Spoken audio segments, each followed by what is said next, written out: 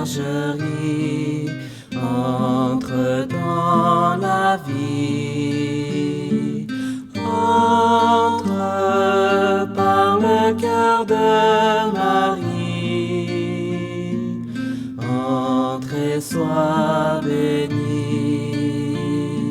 Je suis la porte des brebis, qui entre par moi est sauvé. Seigneur, je viens te trouver, j'entre et je te suis. Entre dans la bergerie. Bonjour tout le monde. Aujourd'hui, nous sommes avec Madame Béatrice, responsable du mouvement des brebis de Jésus à Amos. Bonjour Madame Béatrice. Bonjour Enrique. Et Madame Béatrice, nous venons aujourd'hui pour parler un peu de vous, de votre implication au niveau du diocèse d'Amos. Vous êtes une personne qui travaille beaucoup en Abitibi depuis de nombreuses années. Nous le savons, vous avez beaucoup apporté à la jeunesse et surtout à travers le mouvement des brebis de Jésus ici en Abitibi. Vous êtes une personne très connue par beaucoup de jeunes qui vous ont côtoyé au fil des années, soit par les rencontres des brebis, soit par les grands rassemblements des brebis. Vous êtes impliqué dans les paroisses et vous apportez beaucoup à cette diocèse, à la diocèse d'Amos.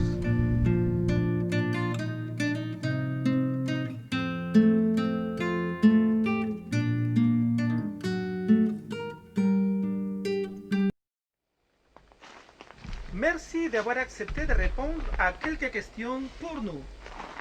Madame Béatrice, pouvez-vous nous parler de votre première rencontre avec Jésus? Ma première rencontre, je pense, ça tombe un Noël. C'est un Noël, je devais avoir à peu près 8-9 ans. C'est là que j'ai vraiment ressenti que Jésus venait nous visiter. Parce que mes parents ne parlaient jamais du Père Noël, ni mes grands-parents non plus, paternels non plus. Non, ils ne parlaient jamais du Père Noël. Et ils nous parlaient de Jésus qui, la journée de Noël, vient nous visiter. Parce que c'est la naissance de Jésus, mais Jésus, il vient nous visiter. Et ce Noël-là, mes parents étaient très pauvres. On était très pauvres. On avait de la nourriture, mais pas plus qu'il fallait. Et ce Noël-là, mes parents, ma mère surtout, qui m'a dit, cette année, on n'a rien. On ne pourra pas vous donner un Noël, on n'aura pas de Noël. Donc, le 24 au soir, tous les enfants se couchent et on se couche aussi. On était 3 dans le même lit. Et on se couche à 3 heures de la nuit. Je me réveille, je m'en vais aux toilettes et je vois l'arbre de Noël, les cadeaux en dessous de l'arbre de Noël.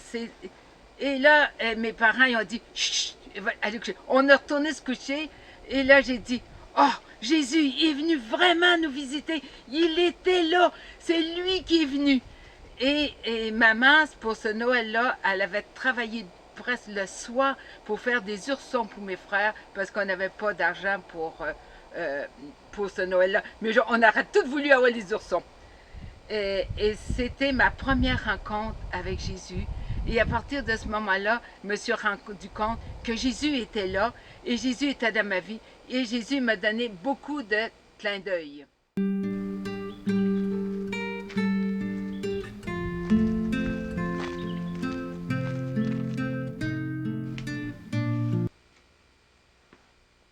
Qu'est-ce que cette expérience d'amour a apporté à votre vie?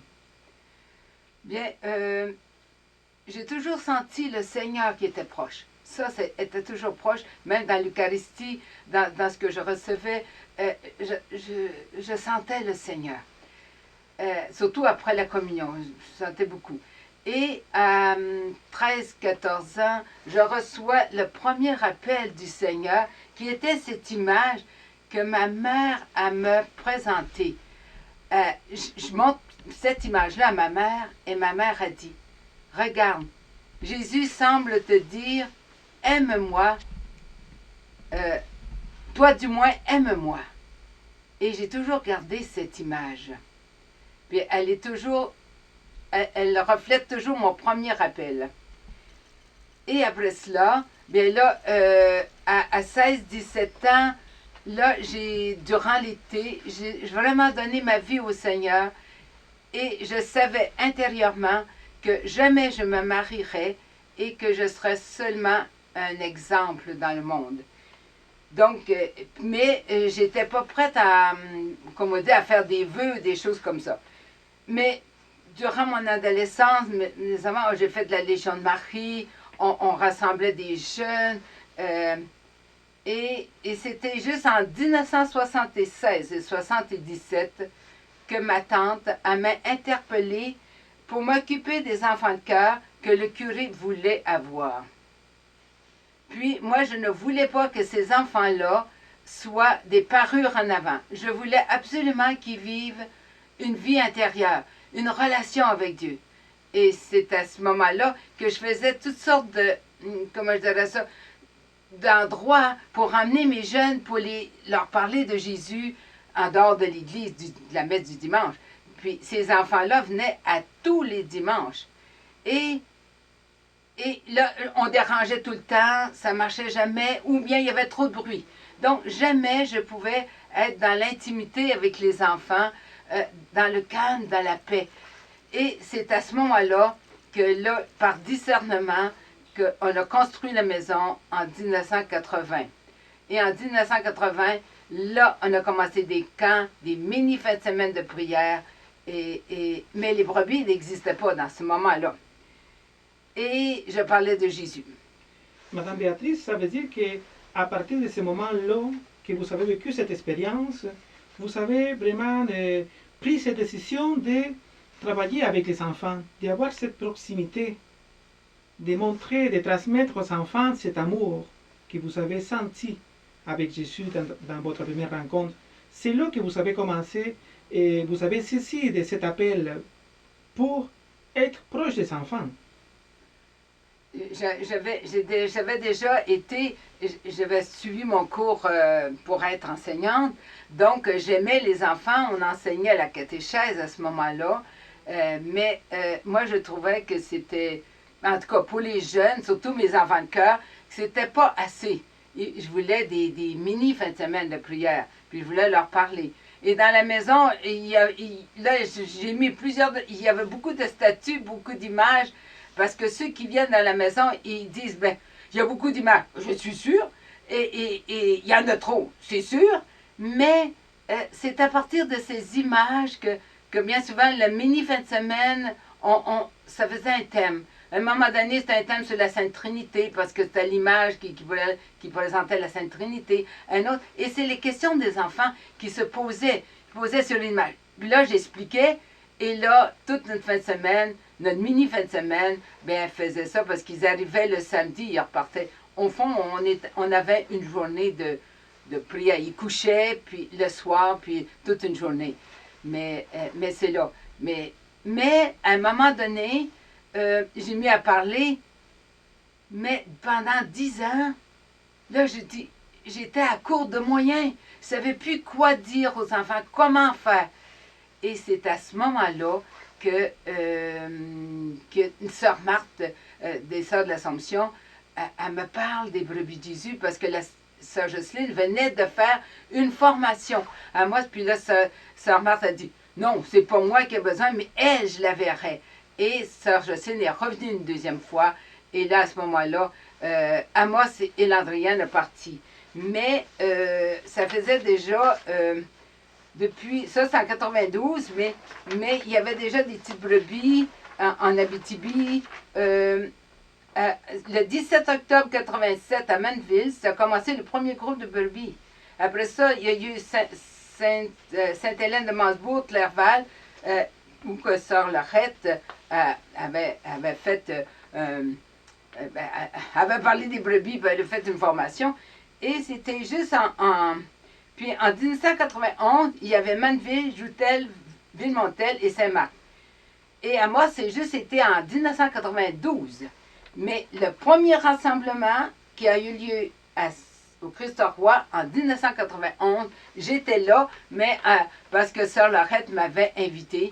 Puis c'est là que j'ai vraiment eu le contact avec les brebis. Et tout de suite après, j'ai voulu aller chercher, rencontrer sœur Lorette. Puis j'ai dit, moi, je voudrais avoir le matériel de ça parce que c'est intéressant, c'est ce qu'il me faut pour mes jeunes. Et sœur Lorette a dit, non, je ne peux pas te donner le matériel, il faut que tu aies une formation. Là, j'ai dit, oh non, puis c'est quand on va avoir la formation. C'est pour ça que là, sœur Jocelyne est revenue, et c'est en 1991.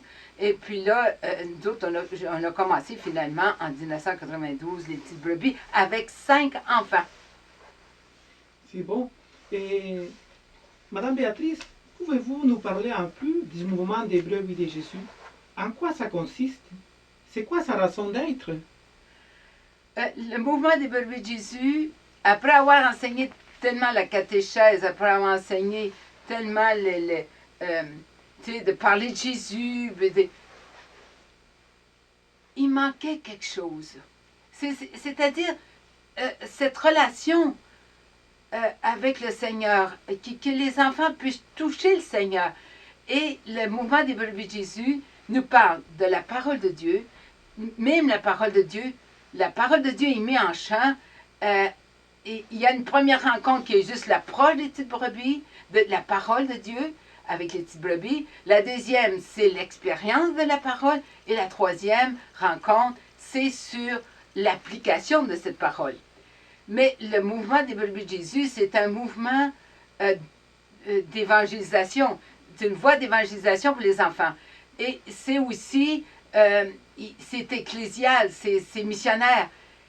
Sœur Jocelyne a toujours été très proche de tous les événements de l'Église. Donc, bien souvent, on le savait presque un an, pas un an, mais quelques mois avant que ça arrive l'événement, nous étions déjà au courant qu'il était pour arriver tel événement, comme l'an 2000, tous les événements, toutes les années saintes. On est toujours à fine pointe des événements de l'Église. Donc, c'est vraiment dans l'Église, c'est un mouvement qui se vit dans l'Église et avec les mouvements de l'Église, et non pas en dehors. Mais les enfants, en expérimentant la parole de Dieu, à ce moment-là, ils touchent le Seigneur. Oh, j'ai eu tellement d'expériences que les enfants, et puis ça changeait la vie des enfants. Juste un exemple, entre autres, c'est un enfant de 5 ans, mais elle était avec mes petites brebis, puis on vous avait la parole de Samuel qui appelle Samuel, puis il répond. Puis là, nous autres, on va fermer les yeux, puis on dit, bien, parle, Seigneur, ton serviteur écoute. Mais cet enfant-là, la première fois, j'ai dit, puis le Seigneur, tu parlais. Non. Ben la petite, elle dit, non, il ne m'a pas parlé. OK, on recommence. Puis la deuxième fois, j'ai dit, puis le Seigneur, tu parlais. Elle dit, oui. Le Seigneur, il dit, aime-moi parce que je suis mort pour toi. Jamais cet enfant-là avait entendu parler de ça dans sa famille, et moi, je n'avais pas parlé. Et cet enfant-là, je l'ai rencontré à 18 ans, puis elle me demandait, si je sors avec un garçon, ça va-tu faire de la peine au Seigneur? C'est incroyable comme que le Seigneur a parlé à cet enfant-là, et ça l'a marqué pour toute sa vie. Donc, le mouvement des brebis de Jésus, on ne sait pas comment le Seigneur travaille dans les cœurs, mais il travaille. C'est beau ce que vous parlez, Madame Béatrice. Nous le savons, le mouvement des brebis, c'est un mouvement qui est né ici dans votre pays, au Canada, plus précisément à Québec. C'est un beau trésor que vous avez ici dans votre pays.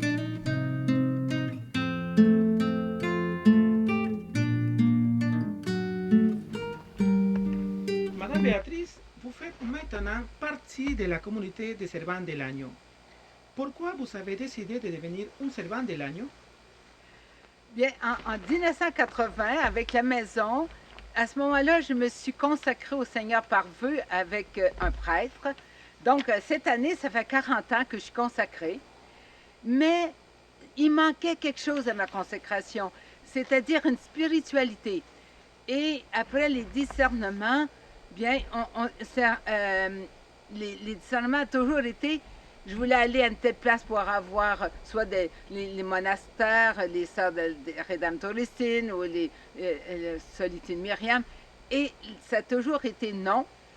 Et le Seigneur, après les discernements, il me voulait dans la spiritualité des brebis de Jésus. Parce que les brebis de Jésus, ils ont cette spiritualité.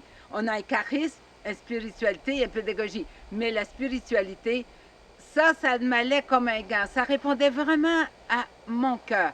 Et c'est pourquoi que quand Sœur Jocelyne a parlé qu'il voulait avoir des femmes qui parleraient, j'étais tout au début, parce que ça fait 11 ans déjà que les servantes de l'agneau existent, et tout au début, et le discernement était que c'était des femmes libres et qui pouvaient, on devait prier pour les prêtres. Donc les servantes de l'agneau, c'est vraiment de donner toute notre vie, notre prière, nos actions et tout ça, c'est pour les prêtres et notre prière.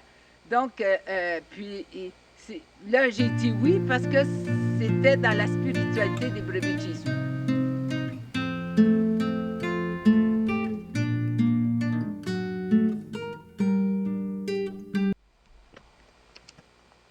Madame Béatrice, pour terminer, en quelques mots, quel message voudriez-vous transmettre ou laisser en héritage aux jeunes et aux adultes d'aujourd'hui?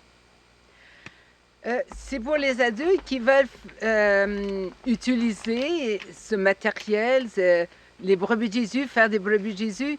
Ce que je recommande, c'est que on peut pas vous donner un matériel, mais il faut que vous ayez vraiment la formation. C'est très important. Et aussi une formation continue après. Donc, il ne faut pas une première formation, puis après ça, on continue.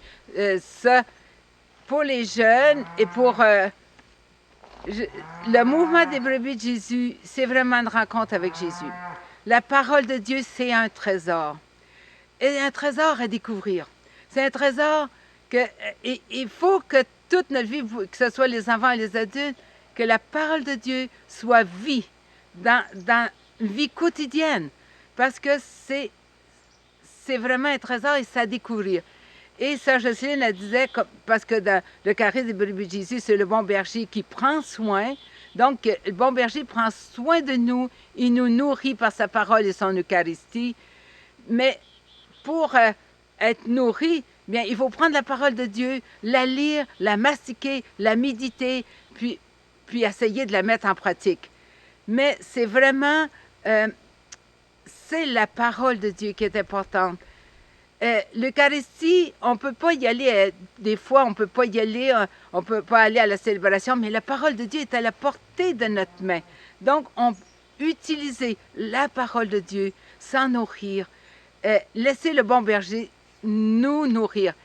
Et Sœur Jocelyne, elle disait, le bon berger, on voit l'image du bon berger dans chaque parole de Dieu. Donc, à minute qu'on a cette spiritualité du bon berger qui prend soin, qui est là, qui se penche sur nous, qui nous prend, qui nous conduit, bien, c'est toujours le bon berger dans chaque parole de Dieu. Et c'est tellement vrai. Donc, ce que je vous souhaite, au fond, c'est prendre la parole de Dieu, l'aimer, qu'elle soit vie dans votre vie, parce que la parole de Dieu nous conduit au bonheur quotidien.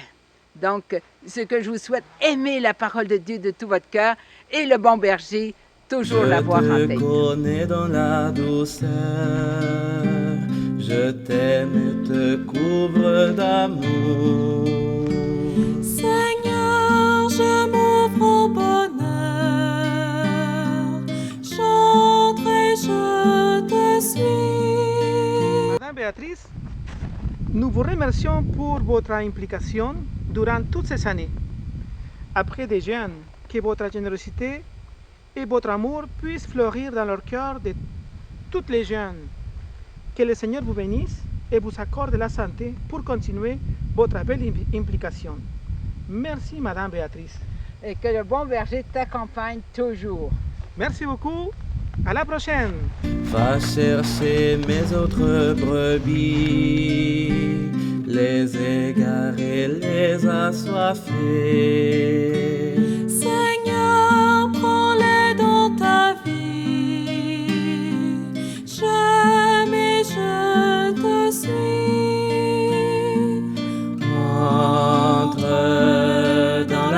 bergerie, entre dans la